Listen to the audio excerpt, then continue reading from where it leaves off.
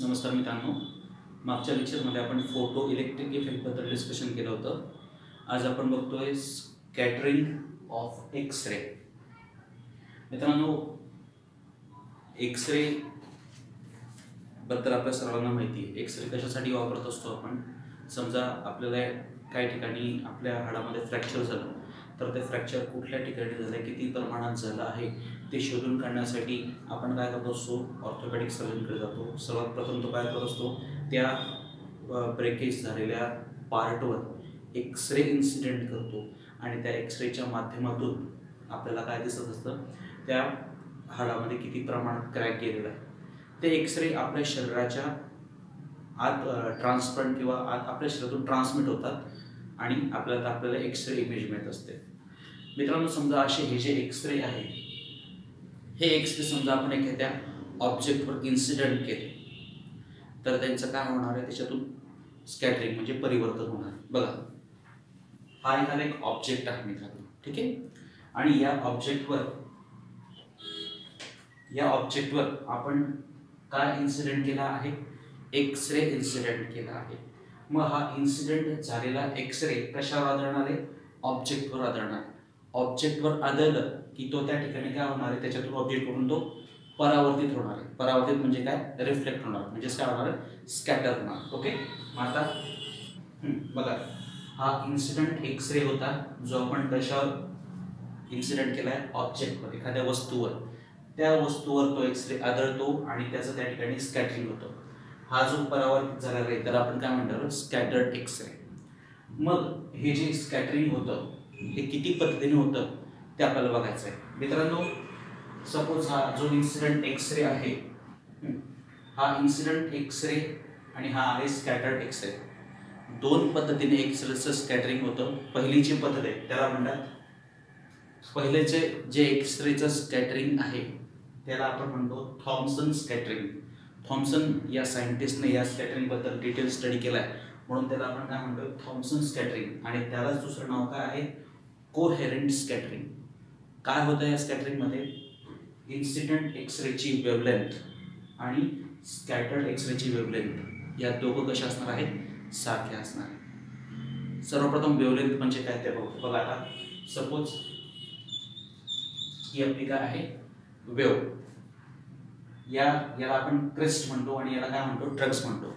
आता या ज्या दोन सक्सेसिव्ह क्रेस्ट आहेत किंवा दोन सक्सेसिव्ह ड्रग्स आहेत, यांच्यामध्ये जे डिस्टन्स आहे त्या डिस्टन्सला आपण काय म्हणणार आहे? वेवलेंथ. आणि वेवलेंथ आपण कशात दाखवतो मित्रांनो? लॅम्बडा या सिम्बॉलने दाखवतो. So the distance between two successive crest और two successive troughs is called as wavelength. Okay. हां, हे कशाबद्दल झालं? वेवलेंथ. मग आता याच्या दोन सक्सेसिव्ह ज्या ड्रग्स आहेत त्याच्यात डिस्टन्स म्हणजे काय असणार आहे? वेवलेंथ. याला आपण काय म्हणणार? लॅम्बडा. ही वेवलेंथ कोणाची आहे? इन्सिडेंट एक्स-रेची. एक्स-रे कोणावर इन्सिडेंट झाला?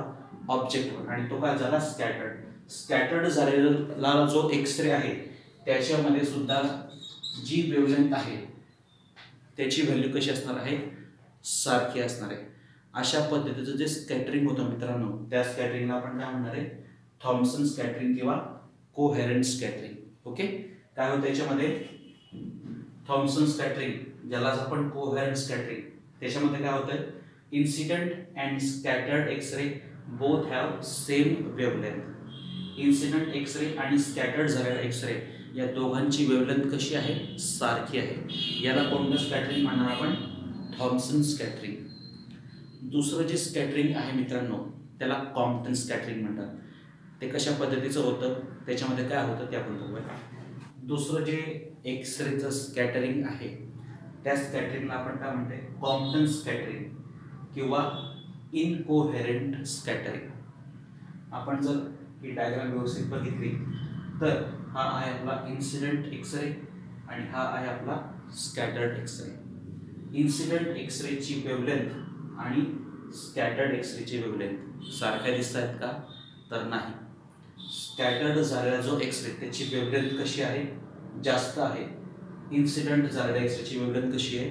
कमी आहे. मग अशा पद्धतीचं एक्स-रेचे जे स्कॅटरिंग होतं त्या स्कॅटरिंगला आपण काय म्हणणार आहोत, कॉम्प्टन स्कॅटरिंग किंवा इनकोहेरंट scattering. In this scattering, wavelength of incident X-ray and scattered X-ray are different. Scattered X-ray has higher wavelength. Okay, मित्रांनो याच्यात काय बघितलं आपण, स्कॅटरिंग ऑफ एक्सरे. ज्यावेळेस एक्सरे एखाद्या ऑब्जेक्टवर इन्सिडेंट होतो, सपोज हा तो ऑब्जेक्ट आहे, हा एक्सरे इन्सिडेंट झाला, याच्यावर आदळून तो काय होणार आहे, स्कॅटर्ड होणार आहे.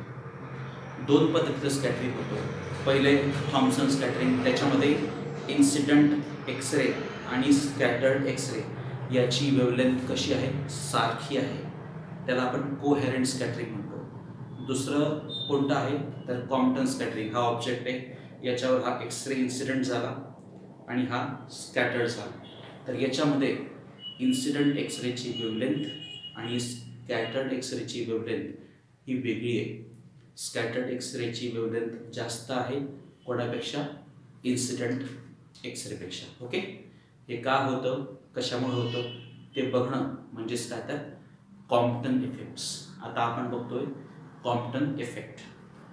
मित्रांनो आपण आता अभ्यास करतोय कॉम्प्टन स्कॅटरिंगचा, ज्यालाच आपण काय म्हणत असतो, इनकोहेरंट स्कॅटरिंग. या बद्दल डिस्कशन करण्या अगोदर आपण प्लँक्स, जो मॅक्स प्लँक नावाचा सायंटिस्ट आहे, त्याने काय ॲझ्युम केलं होतं, इलेक्ट्रोमॅग्नेटिक रेडिएशन. सपोज हा त्याचा सोर्स आहे, या सोर्समधून हे काय आहे, हे काय बाहेर पडले, रेडिएशन बाहेर पडले. हे रेडिएशन जे बाहेर पडतं आहे हे एनर्जी ऑफ पॅकेटच्या स्वरूपात बाहेर पडत आहे. या एनर्जी ऑफ पॅकेट्सला आपण काय म्हणतो असतो, क्वांटा म्हणत असतो किंवा फोटॉन्स म्हणत असतो. परत लक्षात घ्या, प्लँकने काय ॲझ्युम केलं आहे मित्रांनो, आपण आताच म्हटलं की प्लँक्स काय म्हणतो, हा सपोज सोर्स आहे, या सोर्समधून काय बाहेर पडलंय, रेडिएशन. हे जे रेडिएशन आहे, इमिटेड रेडिएशन काय आहे, in the form of packets of energy. हे रेडिएशन पॅकेट्स ऑफ एनर्जीच्या स्वरूपात बाहेर पडतं. त्या पॅकेट्स ऑफ एनर्जीला आपण काय म्हणत असतो, क्वांटा किंवा फोटॉन. म्हणजे हे जे रेडिएशन बाहेर पडतं ते कोणाच्या स्वरूपात बाहेर पडते, फोटॉनच्या स्वरूपात. ठीक आहे. मग हे जे फोटॉन्स ज्यावेळेस एखाद्या सोर्समधून बाहेर पडतात, ते प्लँक्सचं दुसरं मत काय होतं, एकदा रेडिएशन बाहेर पडलं, एकदा फोटॉन्स बाहेर पडले की ते फोटॉन्स काय करतात, कोणत्या स्वरूपात जात असतात, कोणाच्या स्वरूपात जातात, तरंग, वेव्हच्या स्वरूपात जातात. त्यांचं पार्टिकल नेचर ते सोडून देतात आणि फक्त कोणाच्या स्वरूपात बाहेर पडतात, ते वेव्हच्या स्वरूपात बाहेर पडतात. हे कोणाचं मत आहे, प्लँक्सचं मत आहे. पण मित्रांनो अल्बर्ट आईन्स्टाईनने हे मत खोडून काढले. त्याने काय सांगितलं की फोटॉन इमिट झाले तरी त्यांचं ते पार्टिकल नेचर सोडत नाही. ते वेव्हच्या स्वरूपात बाहेर पडतात पण त्यांच्यामध्ये पार्टिकल नेचर पण असतं. हे फोटॉन्सचा जन्म पार्टिकलच्या स्वरूपात होता, ते प्रवाहित पण पार्टिकलच्या स्वरूपातच होतात. आणि ज्यावेळेस ते एखाद्या बॉडीने ॲब्सॉर्ब केलं, म्हणजे ते ज्यावेळेस ते डाय होतात ते पार्टिकल नेचरमध्येच डाय होतात. So photons born as a particle, propagates as a particle and dies as a particle. It is the opinion of Einstein. आणि ह्या आइन्स्टाईनच्या मताला प्रूफ करण्यासाठी ज्याने एक्सपेरिमेंट केला त्या सायंटिस्टचं नाव होतं कॉम्प्टन. मग कॉम्प्टन इफेक्टच्या मदतीने आपण काय प्रूफ करणार आहोत की फोटॉन हा कशाच्या स्वरूपात बाहेर पडत असतो, पार्टिकलच्या स्वरूपात बाहेर पडत असतो. ठीक आहे मित्रांनो, आपण आता बघतोय कॉम्प्टन इफेक्ट. कॉम्प्टन इफेक्ट काय प्रूव्ह करतोय की photon is born as a particle, propagates as a particle and dies as a particle. हे कोणाचं मत होतं, आइन्स्टाईनचं मत होतं. बघा काय होतं कॉम्प्टन इफेक्टमध्ये, when homogeneous beam of X-ray having frequency nu zero where incident on light element like carbon or aluminum, then X-ray suffered a change in frequency. बघा कोणताही एलिमेंट घेतला आपण की त्या एलिमेंट्समध्ये काय असतात, इलेक्ट्रॉन्स असतात. ठीक आहे. आपण ह्या प्रयोगासाठी कार्बन किंवा ॲल्युमिनियम असे हे लाईट एलिमेंट घेतले. त्यांच्यामध्ये कार्बनमध्ये काय आहे, इलेक्ट्रॉन्स आहे. ॲल्युमिनियममध्ये पण काय आहे, इलेक्ट्रॉन्स आहे. ठीक आहे. आता हा तो एलिमेंट, त्या एलिमेंटमध्ये काय आहे, इलेक्ट्रॉन आहे. अशा ह्या लाईट एलिमेंटवर आपण काय इन्सिडेंट करतोय, फोटॉन म्हणजेच काय तर एक्स रे इन्सिडेंट करतोय. ज्यावेळेस हा एक्स रे कोणावर स्ट्राईक होतोय, ज्या एलिमेंटवर स्ट्राईक होतो, त्या एलिमेंटमध्ये असलेले जे इलेक्ट्रॉन्स आहे त्या इलेक्ट्रॉन्सशी या एक्स रेचं काय होतंय, कोलिजन होतंय. म्हणजे एक्स रे त्याची एनर्जी कोणाला देतोय, कोणाशी कोलाइड करतोय एक्स रे, इलेक्ट्रॉन्सशी. इलेक्ट्रॉन्सशी ज्यावेळेस असं कोलिजन होतं त्यावेळेस इलेक्ट्रॉनला एनर्जी मिळते आणि इलेक्ट्रॉन्स बाहेर पडतात. मग हे जे रेडिएशन आहे काय आहे ते, हे काय मित्रांनो, स्कॅटर्ड इलेक्ट्रॉन. हा काय बाहेर पडलाय, इलेक्ट्रॉन बाहेर पडलाय. कशामुळे बाहेर पडला इलेक्ट्रॉन, एक्सरे त्याच्यावर आढळला. एक्सरेची एनर्जी इलेक्ट्रॉनने घेतली आणि इलेक्ट्रॉनला एनर्जी मिळाली की त्यानंतर एलिमेंटमधून तो बाहेर पडला. मग हे जे रेडिएशन आहे, ही जी हा जो बीम आहे हा कशाचा आहे, स्कॅटर्ड एक्सरेचा आहे. ठीक आहे. मग याच्यावर आढळून तो एक्सरे परत काय होणार आहे, स्कॅटर्ड होणार. हा जो बीम आहे हा कशाचा आहे, हा बीम कशाचा आहे मित्रांनो, स्कॅटर्ड फोटॉन्स आहे. हा फोटॉन म्हणजेच काय, एक्सरे या एलिमेंटवर आढळला. एलिमेंट कशाचा आहे, एक तर कार्बनचा आहे किंवा कशाचा आहे, ॲल्युमिनियमचा. त्यांच्यामध्ये काय आहे मित्रांनो, इलेक्ट्रॉन्स. हे एक्सरे त्या इलेक्ट्रॉन्सवर आढळतात, इलेक्ट्रॉन्सला एनर्जी मिळते आणि त्यामुळे इलेक्ट्रॉन्स हे बाहेर पडतात. बाहेर पडलेले जे इलेक्ट्रॉन्स आहेत ते काय दाखवतात, स्कॅटर्ड इलेक्ट्रॉनची बीम दाखवतात. आणि त्याच्यानंतर त्या एलिमेंटवर आढळून फोटॉन पण काय होणार आहे, स्कॅटर्ड होणार.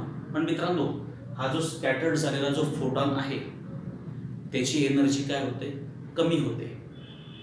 एनर्जी का कमी झाली, कारण की तो कोणावर आढळला मित्रांनो, त्या इलेक्ट्रॉनवर आढळला. आणि एनर्जी कमी झाली की वेव्हलेंथ आपोआप काय होते, वाढते.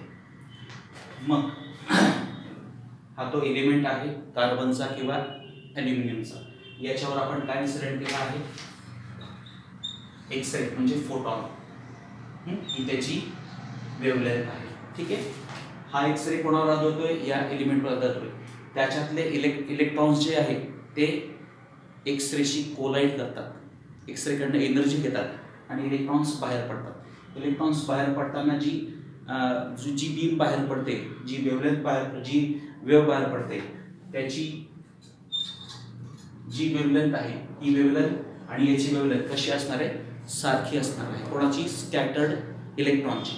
पण ज्यावेळेस हा फोटॉन सुद्धा बाहेर पडतो त्यावेळेस त्याची जी वेव्हलेंथ आहे मित्रांनो, बघा आपण बघतोय ही वेव्हलेंथ वाढली आहे कोणापेक्षा, इन्सिडेंट एक्सरेपेक्षा.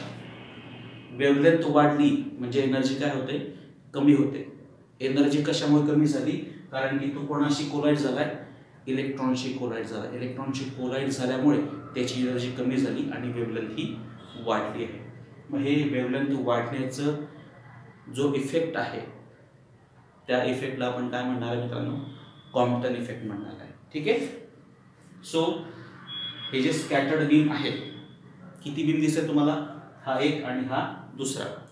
स्कॅटर्ड बीम मध्ये पहिला जो बीम आहे त्याची वेव्हलेंथ आणि इन्सिडेंट बीमची वेव्हलेंथ कशी आहे, सारखी आहे. आणि दुसरा जो बीम आहे त्या बीम मध्ये जी वेव्हलेंथ आहे त्याची वेव्हलेंथ जास्त आहे कोणापेक्षा, इन्सिडेंट वेव्हलेंथपेक्षा. पहिला जो बीम आहे तो कोणामुळे तयार झालेला आहे, स्कॅटर्ड इलेक्ट्रॉन्समुळे. आणि दुसरा बीम कोणामुळे निर्माण झाला आहे, स्कॅटर्ड फोटॉन्समुळे. ठीक आहे. याचं समजा आपण म्हणूयात लॅम्बडा आणि हा आहे लॅम्बडा डॅश. स्कॅटर्ड फोटॉनची वेव्हलेंथ काय, लॅम्बडा डॅश.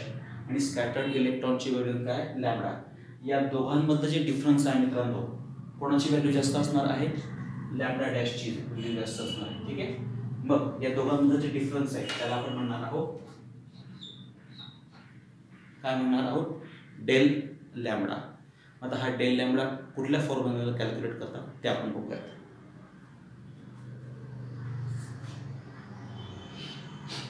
एक चेंज करूया, हा जो स्कॅटर्ड फोटॉन आहे त्याची वेव्हलेंथ आपण म्हणूया लॅम्बडा आणि हा आहे लॅम्बडा 0. ओके, या दोघांमध्ये जे डिफरन्स आहे त्याला आपण काय म्हणणार डेल लॅम्बडा. त्याचा फॉर्म्युला लिहूया आता. बघा मित्रांनो, हा इन्सिडेंट फोटॉन आहे, त्याची एनर्जी आहे hν0. इन्सिडेंट फोटॉनची एनर्जी किती hν0. ओके, आणि त्याचं जे मोमेंटम आहे ते आपण दाखवणार आहे कशाने hν0/c. हा फोटॉन कुठे इन्सिडेंट होतोय या एलिमेंटवर. एलिमेंट मध्ये काय आहे इलेक्ट्रॉन्स आहे. ते इलेक्ट्रॉन्स ते एक्सरे कडून एनर्जी ऍब्सॉर्ब करतात आणि बाहेर पडतात. हे काय स्कॅटर्ड इलेक्ट्रॉन.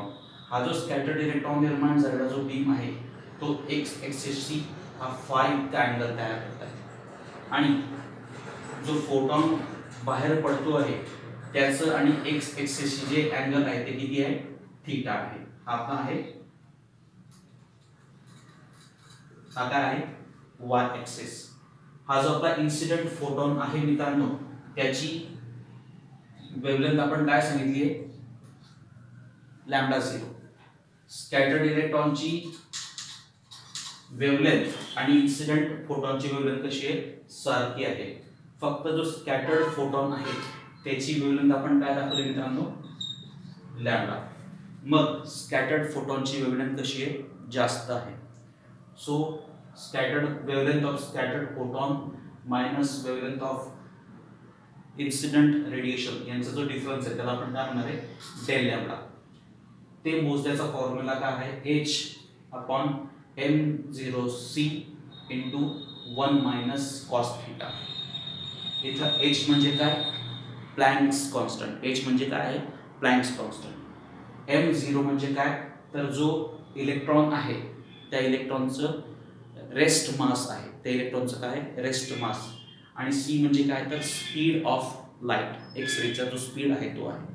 आणि हा cos θ म्हणजे काय त्याने त्या एलिमेंटशी किती अँगल एक्स ऍक्सिसशी किती अँगल केला आहे तो म्हणजे काय आहे theta. Okay, so by using this formula h/m0c × 1 - cos θ we can calculate the difference in wavelength, that is del lambda.